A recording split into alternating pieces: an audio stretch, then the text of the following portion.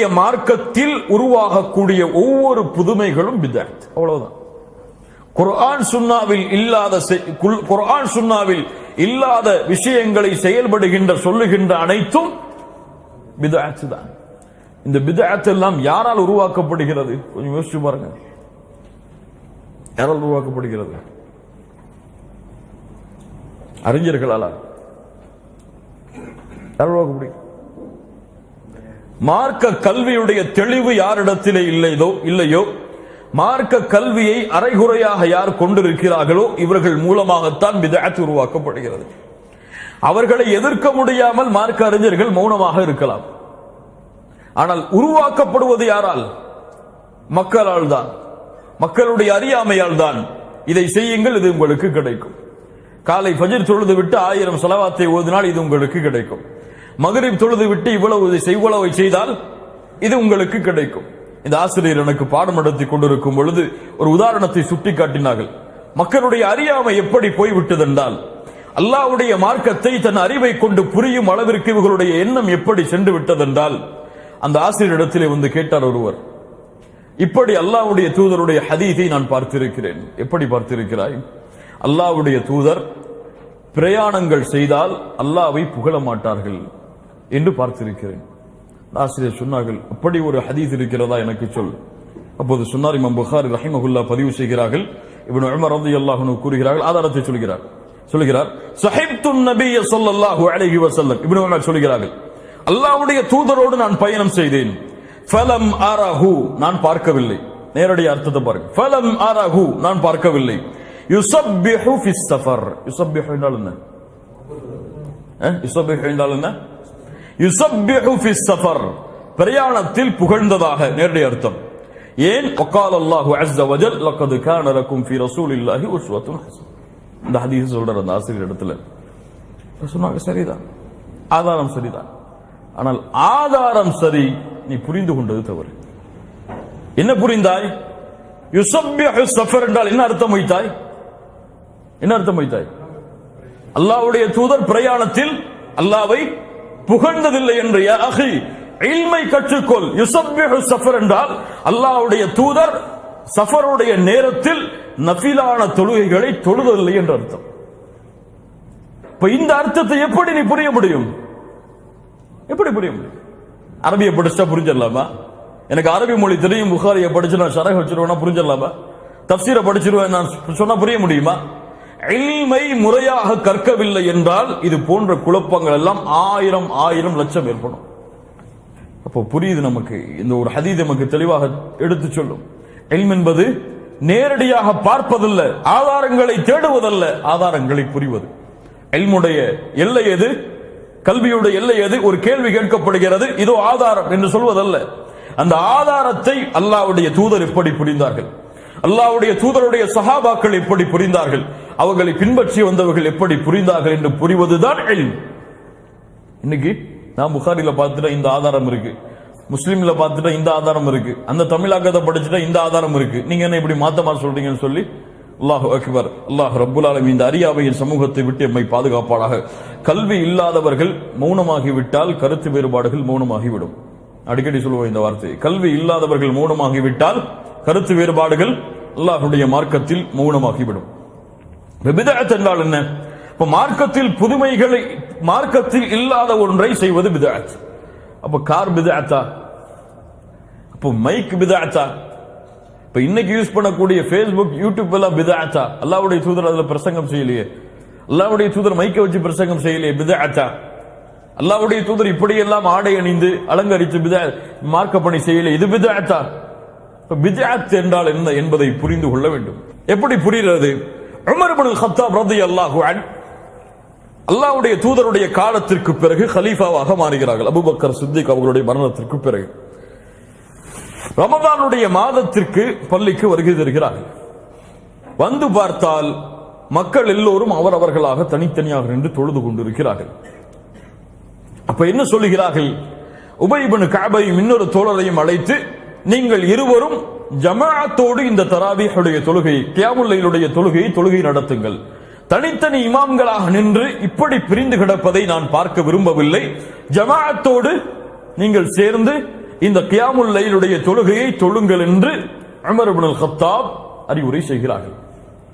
அப்போது ஏன் இப்படி நீங்கள் செய்தீர்கள் என்று கேட்டதற்கு சொன்னார்கள், நிஅமல் பித்அத்து ஹாதி, இது பித்அத்துடைய நல்ல காரியம், நல்ல பித்அத், இது நல்ல பித்அத்.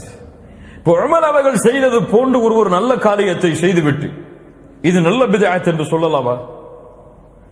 பலர் ஆதாரங்கள் காட்டும் பொழுது இதைத்தான் ஆதாரமாக காட்டுவார்கள். உமர் நல்ல பித்அத் என்று சொன்னார். அப்ப பித்அத்திலும் நல்ல பித்அத் என்று கெட்ட பித்அத் என்று இருக்கிறது. அப்படி அல்ல.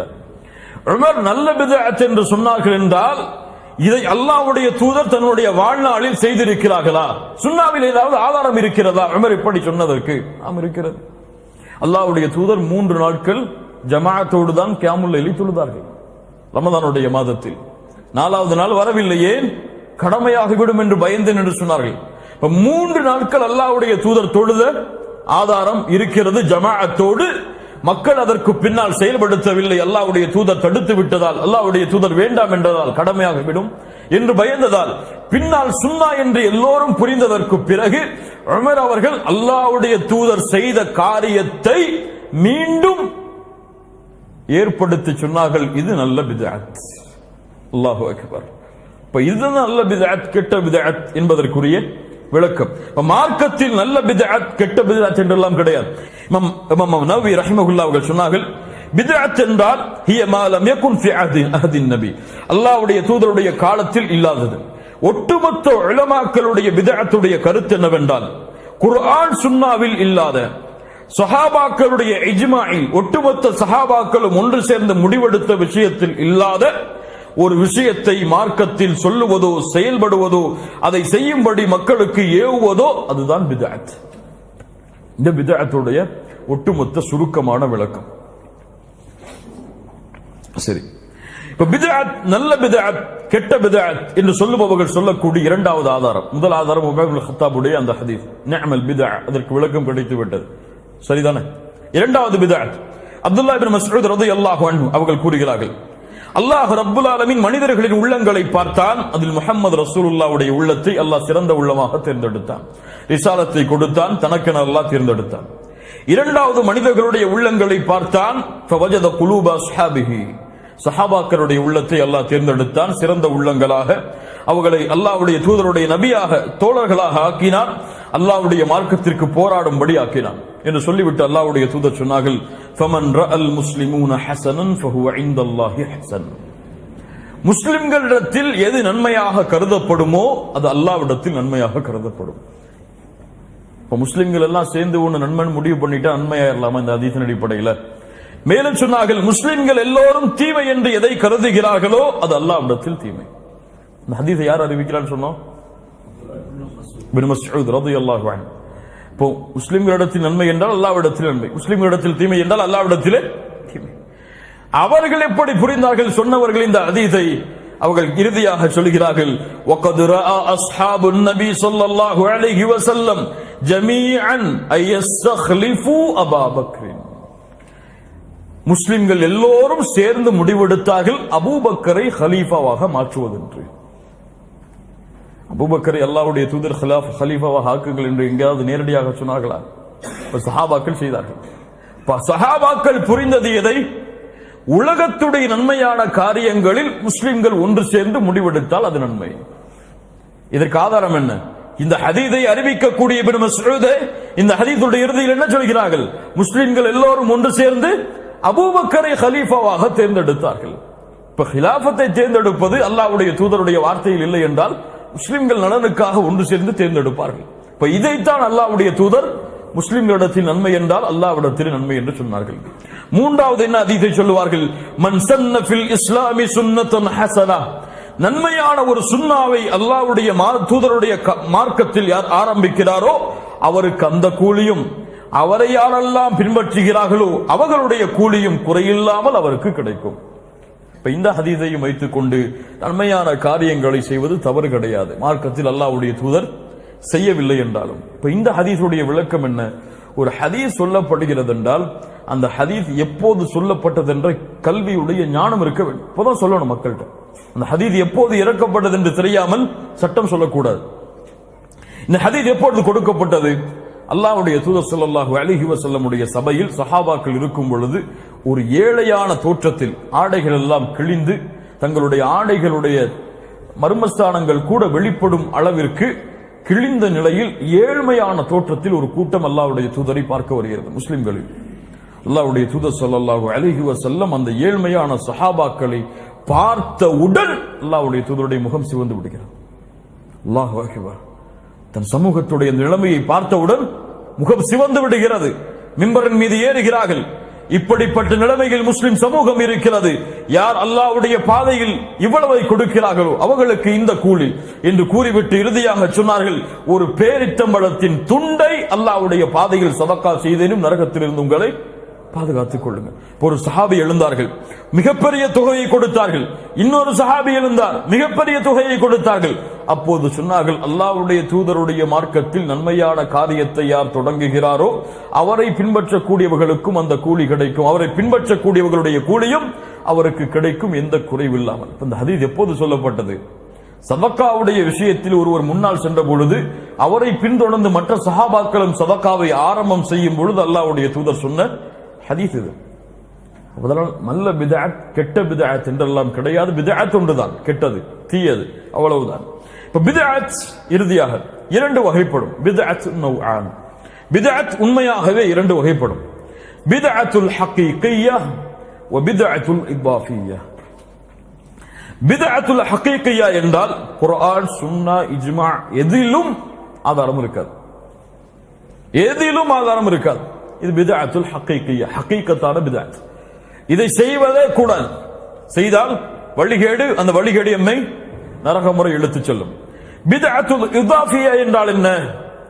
இந்த பித்அத் ரெண்டுமே சபிக்கப்பட்டது, ரெண்டுமே அனுமதிக்கப்பட்டது கிடையாது. இதாஃபிய்யா என்றால் என்ன?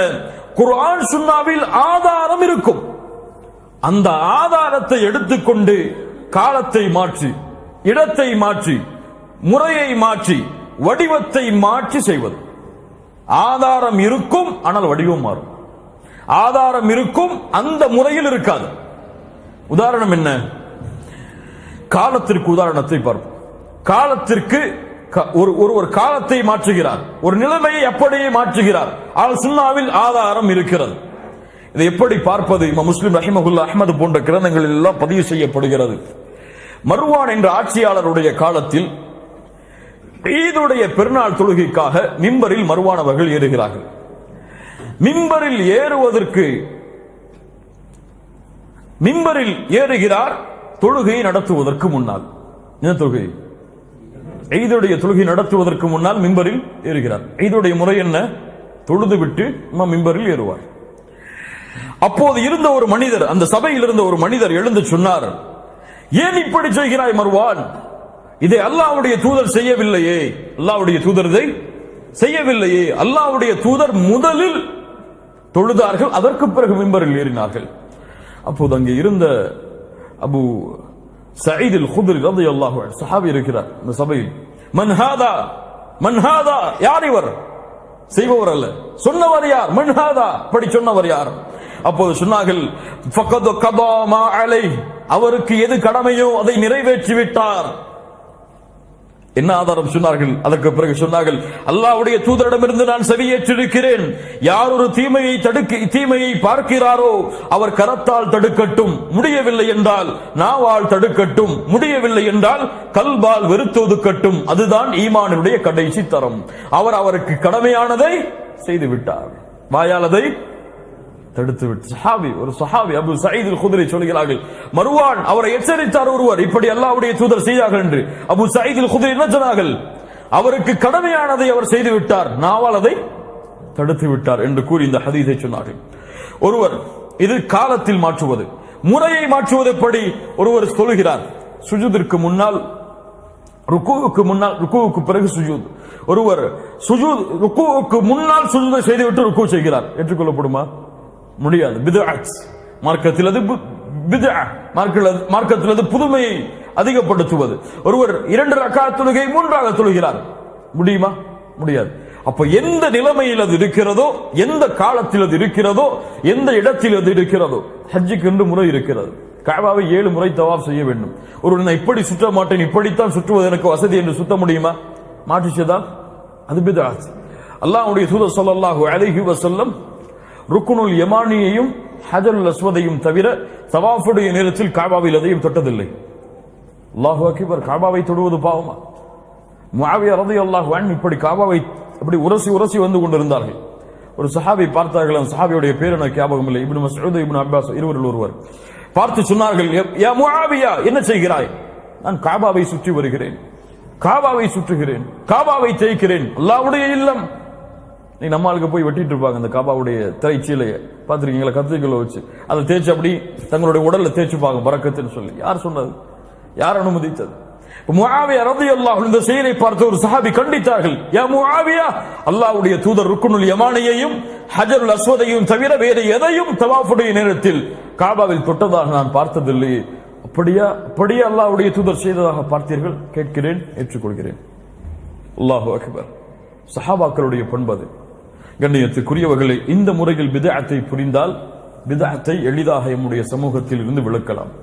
இதை புரியாமல் எதுவும் செய்யலாம், எதையும் செய்யலாம், எதையும் மார்க்கமாக கருதலாம், எதுவும் மார்க்கமாகும் என்று நாம் எண்ணிக்கொண்டிருந்தால் இதுவெல்லாம் எம்மை நரகத்திலே கொண்டு போய் சேர்க்கக்கூடிய காரியங்களாக அமைந்து